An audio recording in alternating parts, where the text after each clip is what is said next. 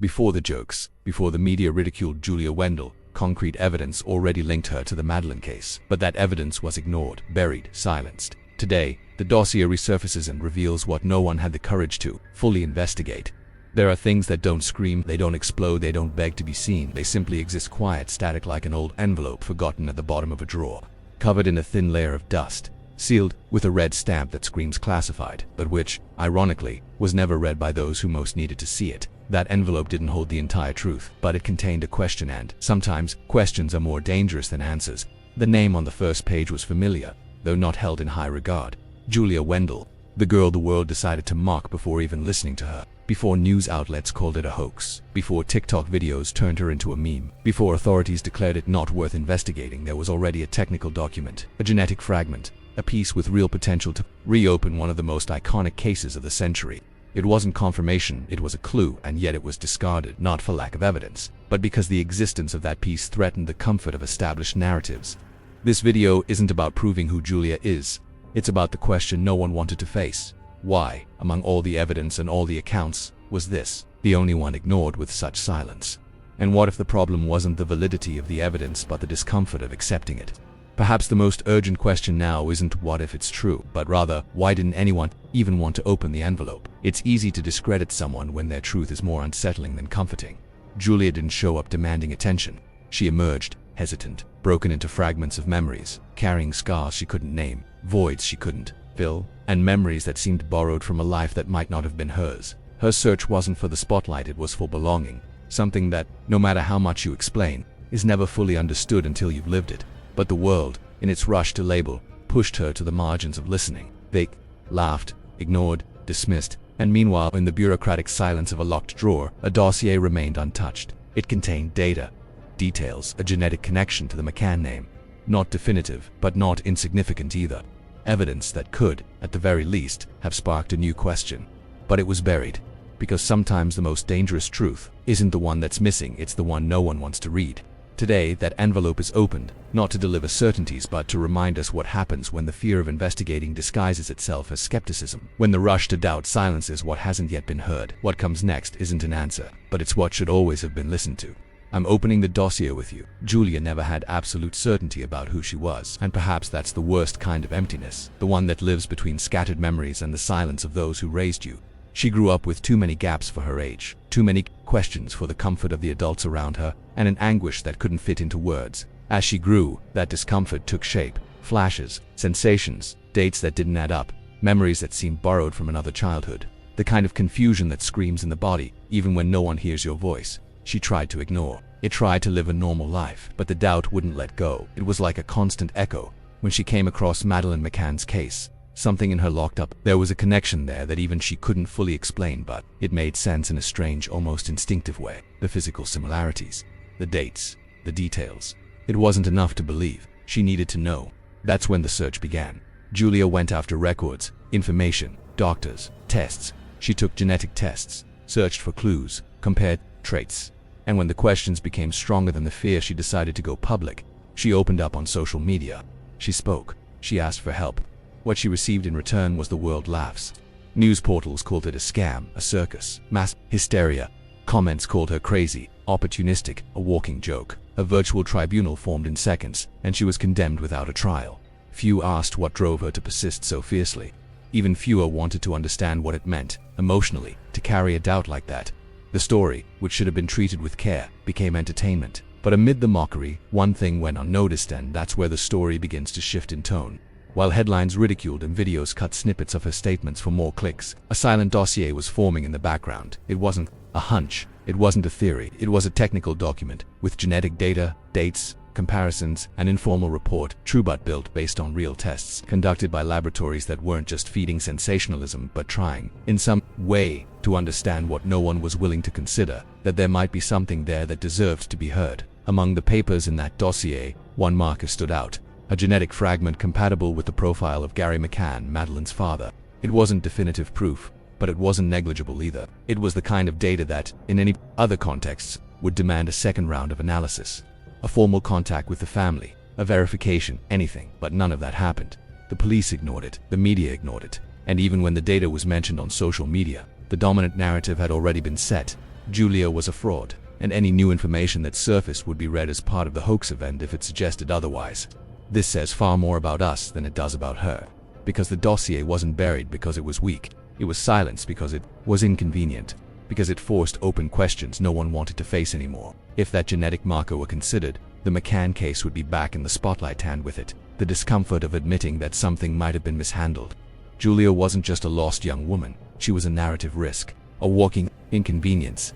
And so, instead of opening the dossier, they preferred to pretend it didn't even exist. But now it does. It's here, and page by page.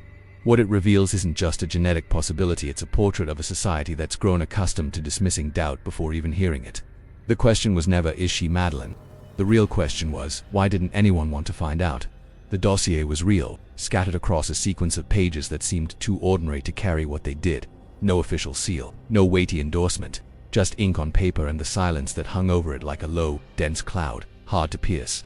But there, among sample numbers and technical codes, one piece of data stood out: the presence of a genetic marker compatible with Gary McCann's profile. It wasn't conclusive, it wasn't definitive, but it was too loud to ignore. And yet, it was when that data reached Julia's team, their first reaction was relief. She cried. Not out of joy, it was a raw, heavier cry, the kind that doesn't just come from the eyes but from the stomach, the spine. As if her entire body were finally releasing years of bottled-up doubt, she said quietly, "It's here. I'm not crazy. It's here." Repeating it like a mantra, trying to believe that this time someone would listen, but on the other side, the world didn't respond. The report was sent to experts, journalists, lawyers. Some promised to analyze carefully. Others didn't even open the attachment. Responses came in the form of silence, closed doors. The news of the genetic marker didn't make headlines, it became a footnote, at best, and even those who read it dismissed it quickly. It's not official, it could be a coincidence, it has no legal value. The most painful part, perhaps, was this: realizing the problem wasn't the absence of evidence, it was the excess of implications. If that data were taken seriously, the case would have to be revisited. The McCann family would need to comment. The British and Portuguese authorities, who had long been trying to bury the case in silence, would be forced to face new possibilities, and Julia would stop being a laughable figure and become the center of a new global investigation. In other words, digging into that dossier wasn't just about seeking truth, it was about disrupting a story the world had already sealed and forgotten in the back of a drawer. But there it was, the genetic code fragment that shouldn't have been there, but was like a piece that insisted on fitting where they said it never belonged. And the more you looked at that dossier, the clearer it became that the drawer wasn't locked by chance, it was bolted shut. Not out of caution, but out of fear. Fear of the scandal, fear of the mistake, fear of having to admit that perhaps the greatest crime wasn't the disappearance itself, but the way we chose to forget. It's at this point that institutional silence takes on a new weight, because it's no longer about uncertainty. What this dossier shows is that there was a choice. Someone saw, someone read, something decided it couldn't be said out loud. Maybe because Julia wasn't convenient. Maybe because Madeleine as a symbol was easier to keep where she was, in mystery, in imagination, in the past. And that choice isn't neutral. It carries weight, it carries pain. It carries the cruelty of someone saying, without saying, even if you're right. It's no longer possible to pretend it's all just a coincidence. The question changes tone. It stops being what if she's right, and becomes who decided she shouldn't be heard. Because if there was data, and there was, if there was genetic compatibility, even if partial, and if there was an attempt to share it, then we're no longer talking about a theory. We're talking about omission. And worse, an omission everyone preferred to let slide. They didn't dismiss the DNA, they locked a drawer and threw the key into the comfort of ignorance. What gets me, even now, isn't the silence of the press or the refusal of institutions. It's the ease with which most of us accepted mockery as the end of the story, as if laughing were safer than listening. And sometimes, maybe it is, because there are truths that, when spoken aloud, change everything, and the whole world knows it. When the dossier was first opened, no one knew what to expect. The conference room was cold, lit only by lamps casting long shadows on the walls. In the center, Julia held the worn-out envelope, now without the seal that kept it shut. There was a heavy silence before she spoke. "They wanted to silence me," she said, her voice rigid with the strength of someone who found courage where they didn't know it existed. "But I have this marker, and it exists no matter how much they try to say it's a coincidence."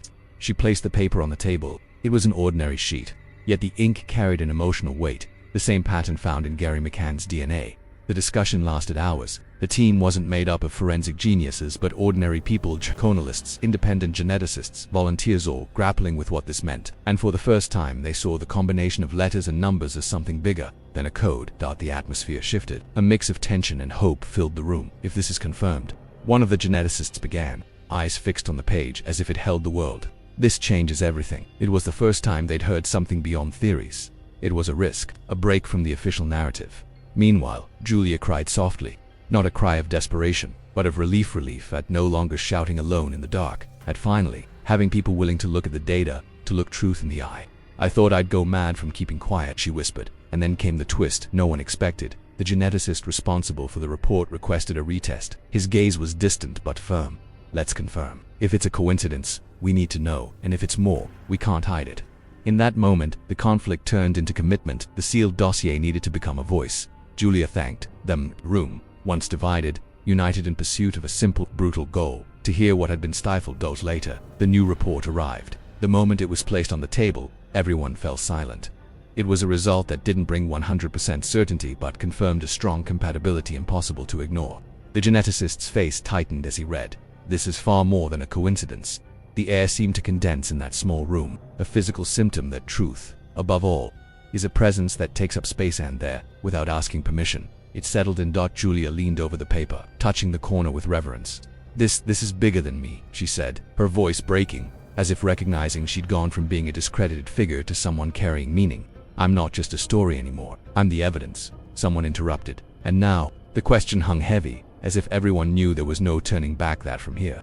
The story could not be buried again. The geneticist closed the report and spoke firmly. "Now, we do something, and fast." The tension in the room shifted direction. From uncertain it became active. From defensive, it turned empowering. Everyone there knew what lay ahead. Independent journalism, international pressure, public debate, possible retractions.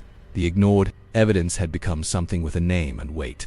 It was something that would need to be heard publicly, discussed, judged by those who had always navigated simplified versions. Julia gathered the envelope. She closed her eyes, took a deep breath, and smiled, silently. It was the first time she breathed, not thinking about proving who she was, but about trading silence for something far harder. The truth in front of everyone, the dossier, once forgotten, in the bottom of a drawer, became the catalyst for a new narrative. It was no longer just paper, it was a voice. It was no longer buried, it was an exclamation. And more than revealing a genetic fragment, it brought to light the urgency of listening to incomplete, poorly told stories. Julia didn't become Madeleine, and perhaps we'll never be 100% sure who she is, but we can be certain that someone tried, with all their might, to silence the possibility, and that, in itself, changes the game. Because truth, when it refuses to be ignored, doesn't vanish. It becomes strength, becomes a question, becomes a path, What scared me most about all this wasn't the silence of the authorities, or the media's scorn, it was the comfort with which everyone accepted not knowing, as if the mystery were easier to carry than the possibility of an uncomfortable answer. We talk a lot about truth, but when it shows up with stains, doubts, scars, almost no one wants to face it head on. They'd rather leave the envelope there, covered in dust, as if the drawer had the power to erase what was written. But it doesn't. The most uncomfortable truth isn't the one that's missing, it's the one that already exists, and was ignored. The dossier was just paper, yes, but what it held, what it screamed in silence, was the urgency of listening to what we've learned to mock. And at this point, Julia stops being just a name. She becomes a symbol of all the people who carry questions with no space for answers. Of all the silences varied for convenience, the dossier, in the end, is a mirror. And the only choice that matters is, will we keep pretending it never existed, or will we have the courage to read? If you felt this story needed to be told, even without guarantees, even without happy endings, then you're already part of it, and I want you to know, you're not alone. Here, every gesture counts, every comment that comes from the heart, every line written by someone who's also felt discredited, forgotten, ignored. Here, every truth the world tried to bury finds space to breathe, so leave your mark. Write in the comments. It can be just a single line, but let it be real. Say, I'm someone who remembers, because, at its core, that's what this channel tries to do. Remember what the world wants to erase. And if this story hit you, if it made you pause, swallow hard, look again at something you thought you'd moved on. The super chat is there as a gesture, a symbol. It's not about financial support, it's about presence. There are stories the world tries to silence, and if you believe they deserve to be told, this is your moment to say keep going. But what if I told you this wasn't the only dossier ignored? There's another one, older, more buried. A story that involves a letter never sent, hand, one silence, someone who vanished, leaving clues no one wanted to piece together, and that might be even harder to swallow now. I want to know what this stirred in you. What was the point that hit you deepest? Leave your thoughts there. Write with truth. I'll read every single one. If it hurt, it's because it still matters. If they silenced you, here you can speak. I'm someone who remembers,